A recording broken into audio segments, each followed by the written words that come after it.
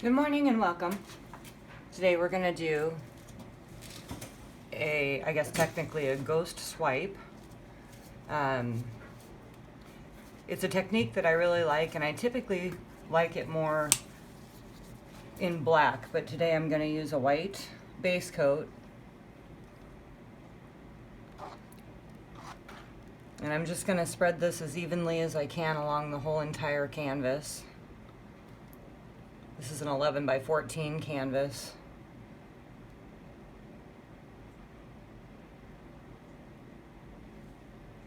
And I want to make sure to get the edges well, and just spread that out.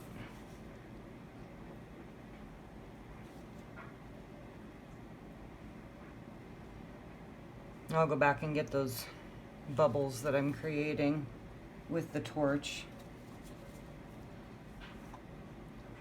So I'm going to do this with some really colorful paints. I think I like the black more than the white typically because it seems to give it a lot more definition. But the white is obviously something that shows the paints brighter and shows the colors better.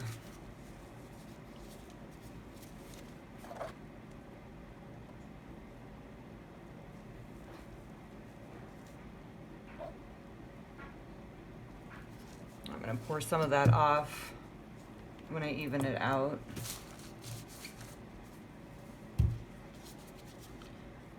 So for this technique, what I'm going to do, once I get this base coat on as evenly as I can, is to literally just swipe the paint through. And it creates some really neat effects in the paint as the paints mix, and the different weights of the paint cause some to sink and others to come to the top. It often kind of looks like a reflection in the end.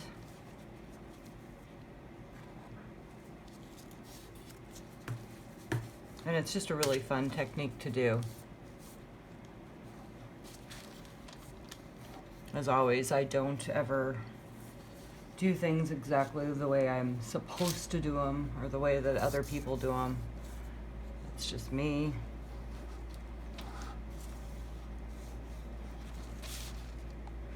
So now I'm just going to move this paint around a little bit to try to get it a little bit more even. Oops, there's a big chunk of something in there. Let me lift that out. When the paint dries, that will show, and it does not look good. So we definitely don't want that.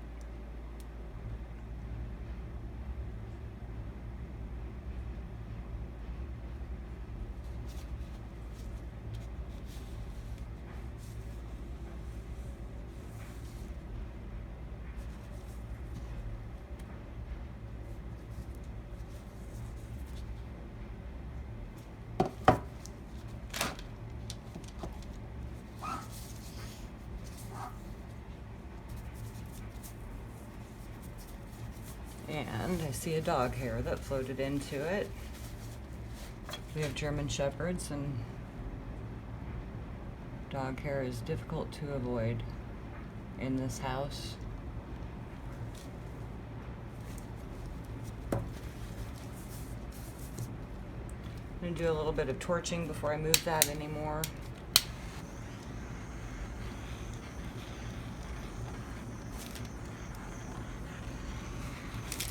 I don't know if you can see those bubbles popping. Turn the torch up just a little bit.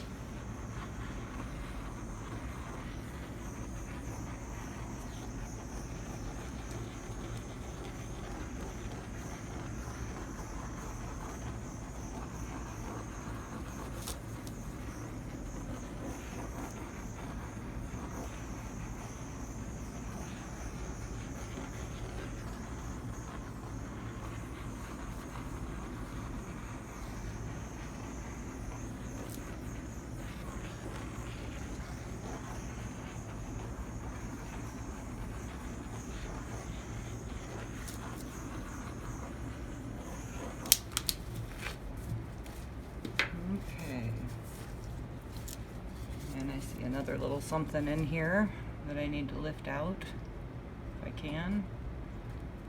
I don't know if I ducked it under or if I lifted it out. So,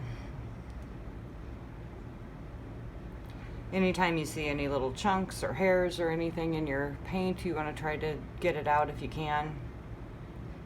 It's very important to the end result to try to get rid of some of that. I'm just letting a little bit of this paint run off onto the paper.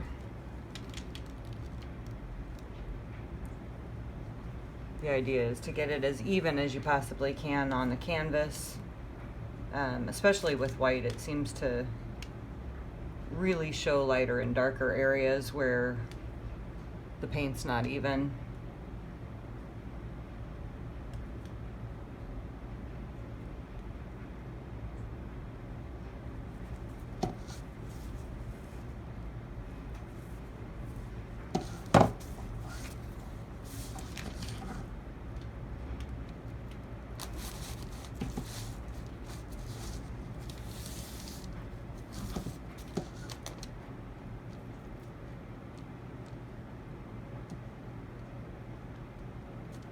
So that's probably pretty good. Make sure I get the edges. And try to wipe a little bit off of my gloves so that I can work.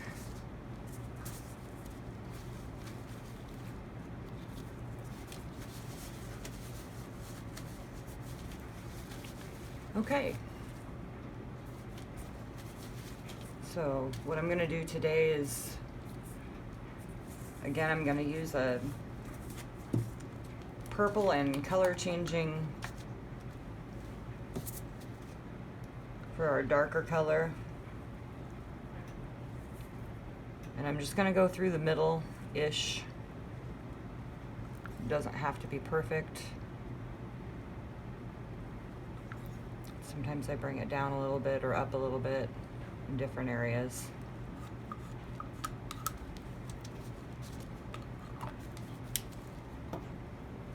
And then I have a color shift. This is probably my favorite color. This is called Aqua Flash.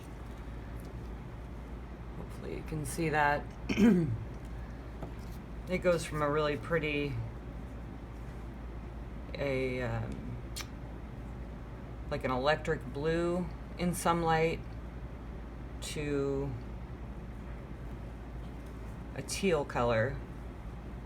It's probably one of my favorite colors to work with. On a darker background, it looks more like an electric blue. And on a lighter background, it looks more like the teal.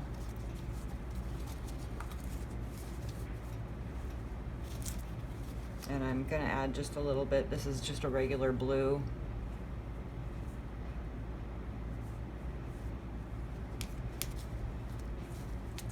Just for a bit of contrast there.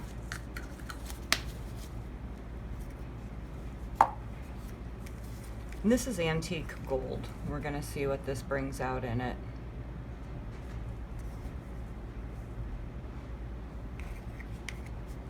With the paint wet, that's gonna kind of look like a Dijon mustard or something.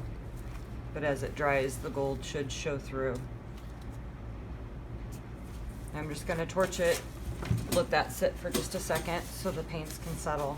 I'm gonna torch it one more time to get rid of any more bubbles that I can. If I can get my torch to cooperate.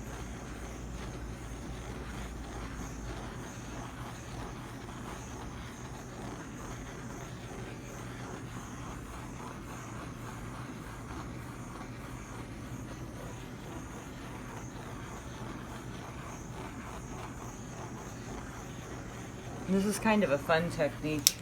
You never know exactly what the paint's going to do. Now this was a holiday card from Chewy.com, pet food company. Thank you, Chewy, for contributing to my art supplies.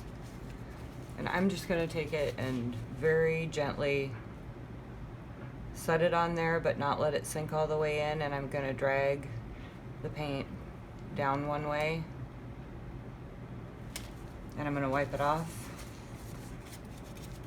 and go back the other way.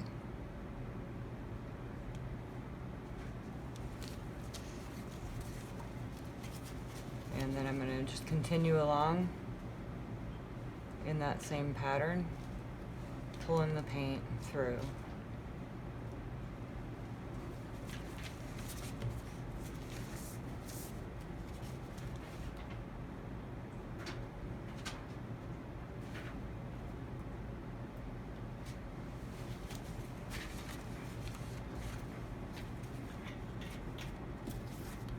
Got it ripped into different sizes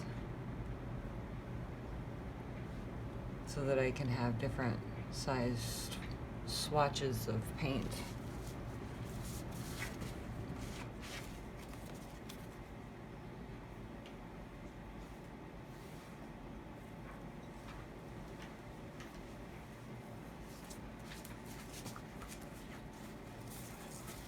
Sometimes I will go back through where I've already got a swipe and re-swipe in a smaller area.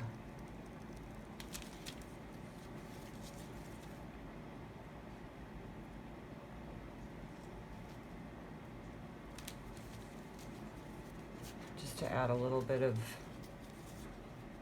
variety to it. I've already got some good cells forming over here. I don't know if you can see those or not.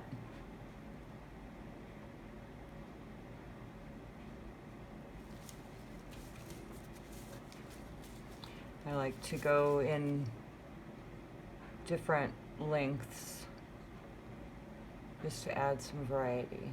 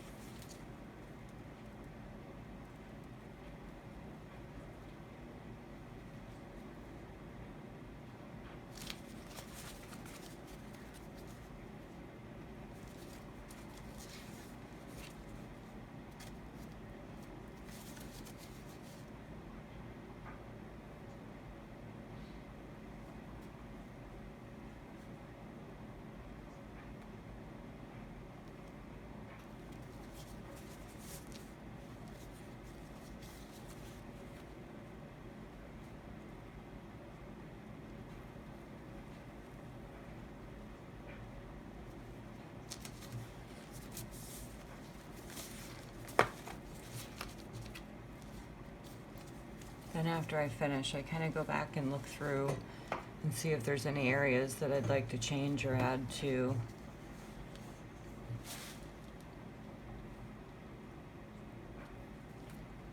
can see where the white pulls through on top of the other colors is where it often creates a lot of the cell formation. So I'm going to try to pull through here and see if I can get it to create a few more.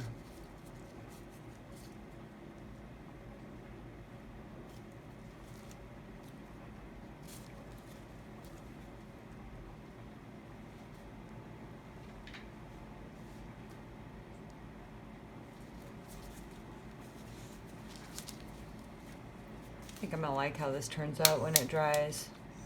It's always amazing how the colors change so much between painting and drying.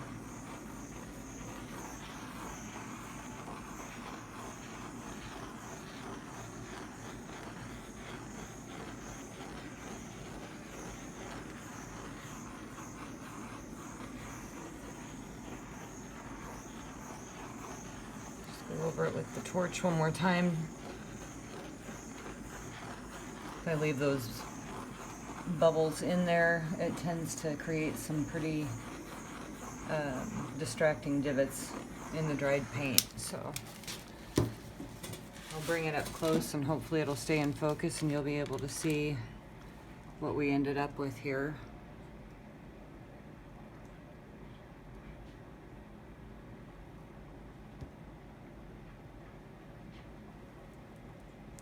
And that's it for today. I hope you enjoyed it. Thank you for joining me. Now that the paint's set for a bit, I just wanted to come back and show you some of the changes that have taken place. See if I can get the glare off of there. Some really cool cells popped up in spots. Sorry about that.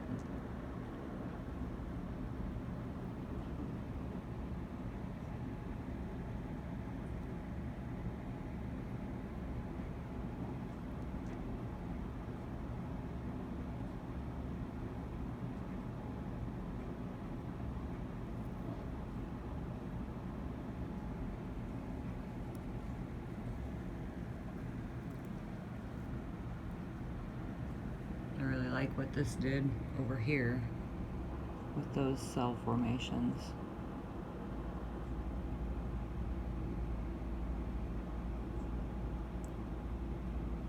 So as it sits, try and get that in focus, there we go.